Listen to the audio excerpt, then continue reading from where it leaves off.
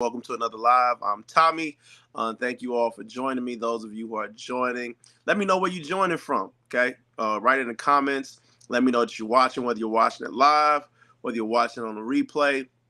Let me know what you're doing. Listen, like I say all the time, today I'm gonna say some stuff, and if you like the stuff that I say, let me know in the comments. If you don't like the stuff that I say, let me know in the comments. Listen, I love conversation, and I really want this to be a very impactful live session, as well as a session that really makes people more aware of certain things that they may not be aware of.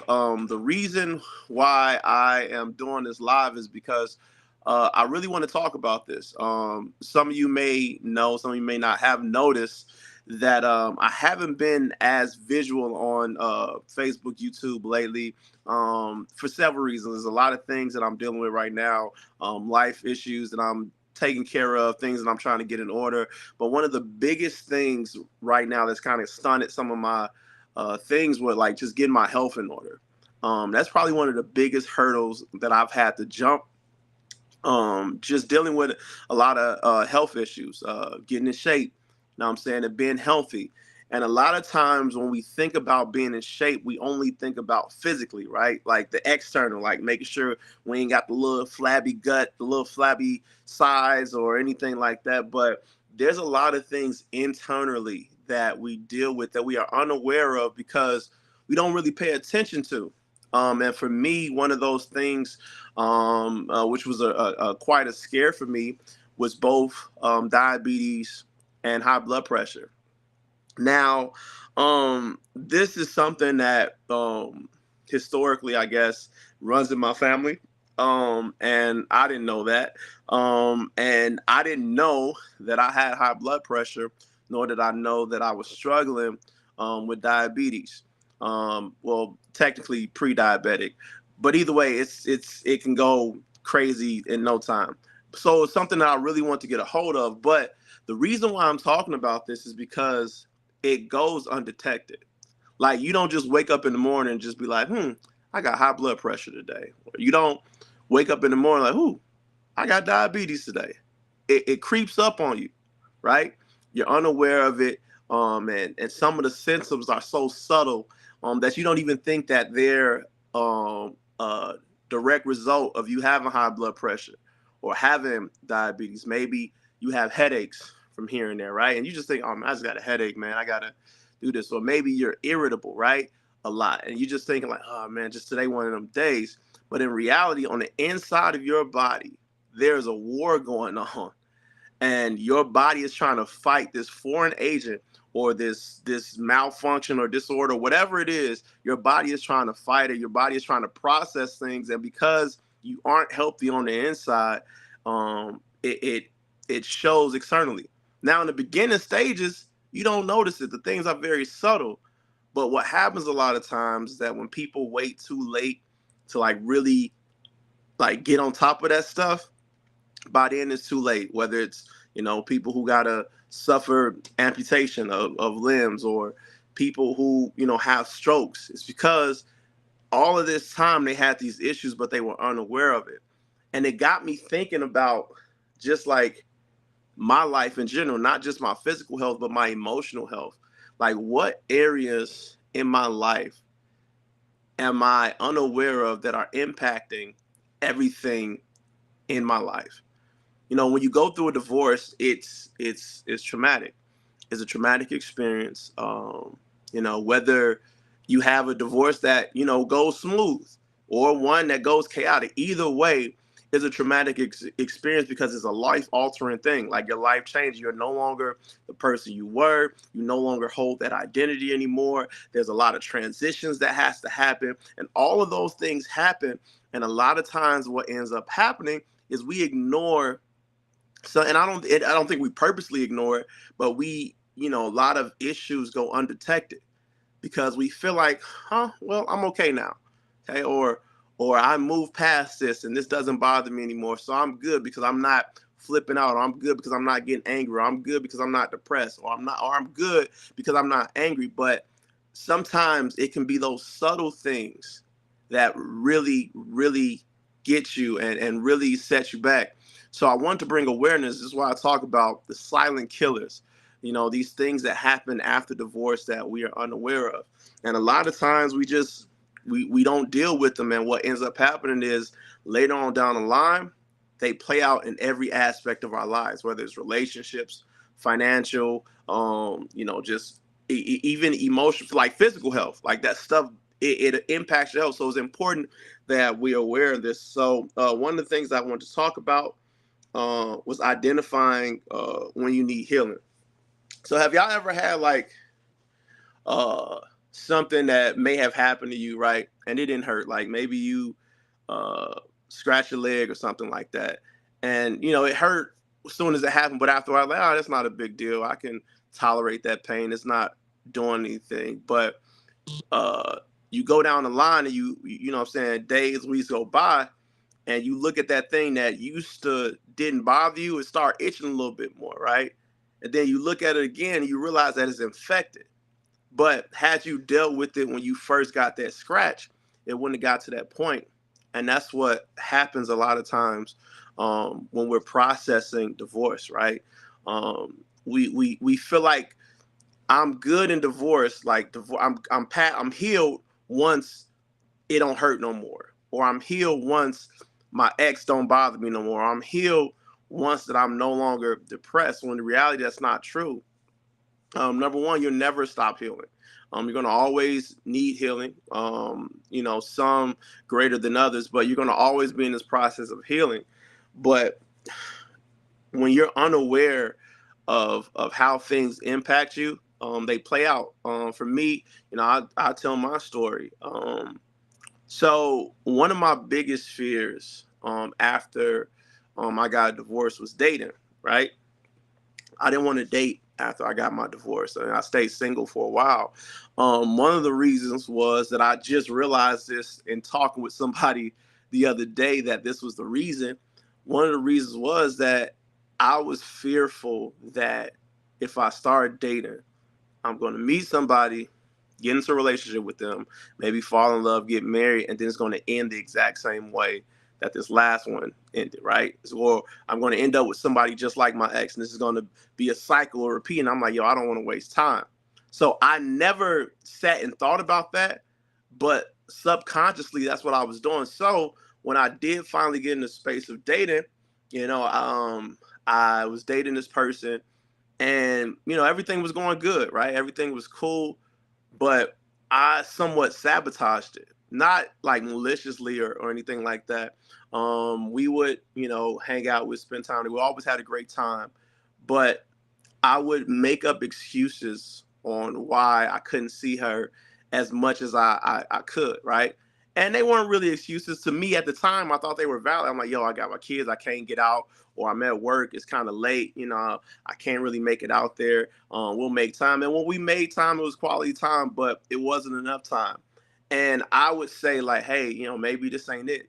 Maybe, we shouldn't be dating right now because, our schedules just don't match, and it's not fitting for us. And so before we get to that place where we just hate each other, let's just like end this. Maybe we should end this, and she broke up with me, and it was cool. But looking back on it now, it was like, yo, dude, what it really was you were scared.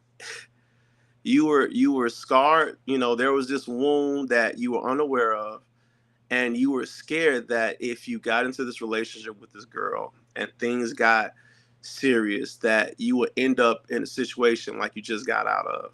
So you self-sabotage that situation. Now, mind you, I'm healed at this point in my mind, so I think, right? I'm good. Like I'm not, stuff isn't bothering me. I'm not struggling with anything. This was a healthy relationship. But because I had this this wound that I didn't feel pain in, it still impacted the way that I navigated relationships. And this happens often, right? We may think that we moving on, we start dating somebody, or we may think that we good, we working our job, we traveling the world, we doing all this stuff, we feeling good. But it's those moments you know, when it's unexpected, right? Have you ever seen somebody, I see this all the time, like when people get diagnosed with cancer. The person can be completely fine, right? Nothing's wrong with them. They're completely fine. They're healthy.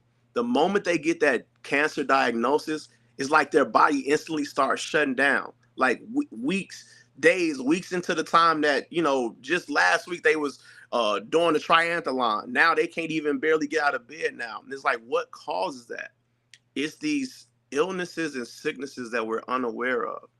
And when it comes to our emotions, we have to be aware of every emotion that we feel. This is why it's very important that you go to therapy, right? You get in community. You do these things, because if you don't, eventually it's going to play out, in your relationships. It's going to play out, in your family. It's going to play out in your children. It's going to play out in your community. So you have to, be aware of these emotions. You may be thinking that you're doing completely fine, but maybe you just operating off adrenaline right now, right? I've seen people who have gone through a divorce and they haven't stopped, not once, to embrace the new reality of their lives, and they're just going. And you can see, that trail that they're going on, that eventually they're going to crash. And it's like, yo, you don't want to wait till you crash to realize you have a problem, or you don't want to wait till you crash till you realize that something isn't working. So it's very important that we become aware, more aware of these illnesses, and take the proper steps. This is why I'm a strong advocate for therapy, because therapy pulls those things out that we were unaware of. When I started going to therapy, there were things that I literally mentally blocked from the age of 3 until the age of 6 that I could not remember. And it wasn't until I went to therapy that they started pulling those things out. And I realized, I really just blocked that whole timeline out of my life. And if it wasn't for therapy, I would have never realized how that time frame that I blocked out of my life impacted every decision that I made in the future. So it's like we gotta, be honest with ourselves, put our pride down. One of the things people don't like to hear that, something's wrong with them, right? If something's wrong with me, I'm weak, right? If I'm broken, I'm weak. If I'm emotional, I'm weak. No, you're not weak. You're not weak. It actually takes a strong person to realize that they're deficient in the area, and to be honest with themselves. A lot of us, we don't want to admit it, right? Or we in our minds, I got to be strong for everybody else. No, you don't have to be. You have to take care of yourself, because if you're not healthy, you can't be healthy for anybody else.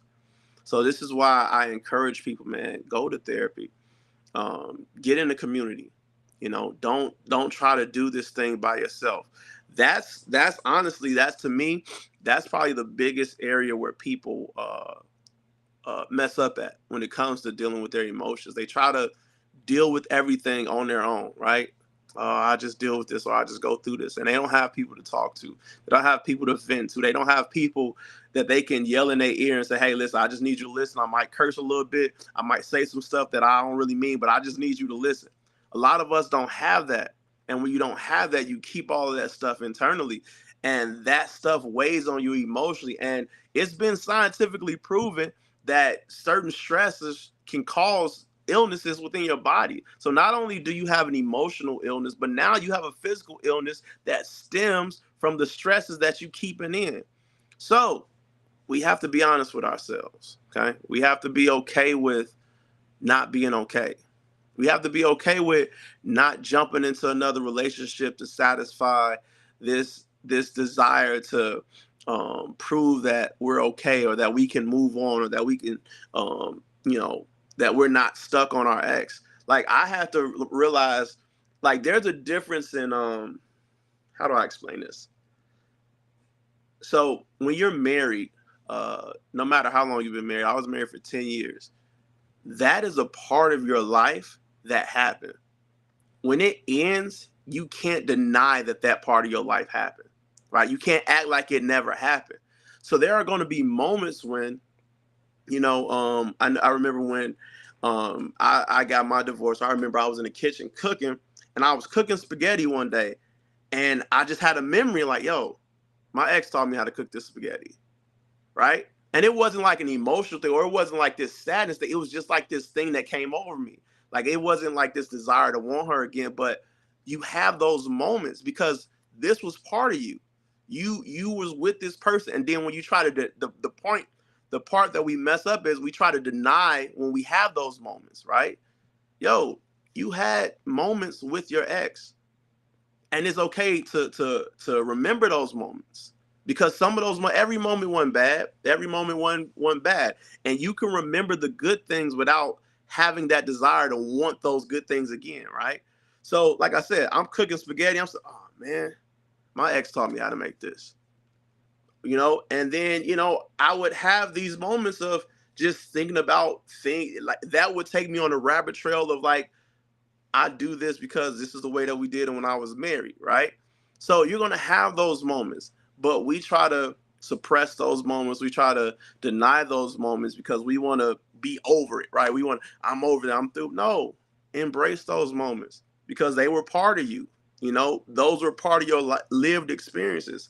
And when we hide these things or try to deny these things, that's where, like I said, those silent killers come in, right? Because we trying to be okay and act like we okay, and then one day we just snap out of the blue. They're like, man, I don't know where that came from. Well, they've been building it up, and it's been building up, and they've been sweeping under the rug for years. So you have to acknowledge your emotions and really get in tune and in check with your emotions. Like, don't just navigate divorce just like, I'm just gonna go through it. No, like, sit back, figure out what's going on, talk to somebody, get help, pray, go to church, get you a community, go sit on your therapist's couch. I can't say that enough. This is why I'm at the place that I'm at now, because I decided that I didn't want to be broken forever. I didn't want to be that person that's just miserable, or that person that didn't learn their lesson, or that person. If you haven't learned anything from your last relationship, and I ain't talking about, because people like, man, I learned not to pick this type of person. No, what did you learn about you? What did you realize about you? What errors or flaws or faults that you had that you need to adjust? And that's been my approach to my divorce this entire time. Okay, Tommie, forget about your ex. What about you? What do you need to change? What are some areas that you keep bumping your head in? What are some areas where you need to be humble in? What are some areas that you allow ego and pride to take over? These are the type of questions you need to ask yourself to like really embrace like true healing, and achieve like this optimal peace that I'm always talking about. Listen, as chaotic as my life has been in the last 6-7 months, I've been at the most peace I've ever had in my life. It's just a peace that surpasses all understanding. My favorite books talks about that. It's because I realized that I can't control what's happening externally. I don't have those superpowers. The only thing I can control is what's going on in here. And every day that I wake up, I have a decision to make. Am I going to let that impact me? Am I going to allow that to make me react? Like, what choices am I making? And some days I bump my head. I'm not perfect. I don't have it all together. But one thing that you will never see from me is acting as if like, yo, I'm figuring it out just like y'all, and every day that I figure something out, I make the adjustments that need to be made. So, yeah, man, this is just a topic that like, this is something recent that I realized about myself. Like I thought I was okay. I didn't realize I had some of these issues, but I had to be real with myself when you start one of the things that you need to check on, right? If you starting to be a little bit more irritable, right? Yeah, you got work stress, you got things going on, but you should sit down. Okay, what's making me irritable? Why is everybody getting on my nerves today? Because it ain't just those people. Everybody is getting on your nerves. Everybody is frustrating you. Everything seems like an inconvenience. Like you're always on the go. You're always trying to rush through things. What is making you do those things? You have to sit down and say, okay, what is making me avoid dealing with this? Why am I pushing this to the back burner? Why am I avoiding relationships? Why am I shutting down, or why am I closing people out? Why won't I get close to people anymore? You got to ask yourself those questions, because if you don't ask yourself them questions, you just going to think that's how you're supposed to be. Oh, it's not a big deal. Just like I said, like with the high blood pressure, you get those headaches and you just thinking they just regular headache. You don't realize how close you are to a stroke until you have that stroke. So you don't want to have an emotional stroke, right? You don't want to just be saying like, oh,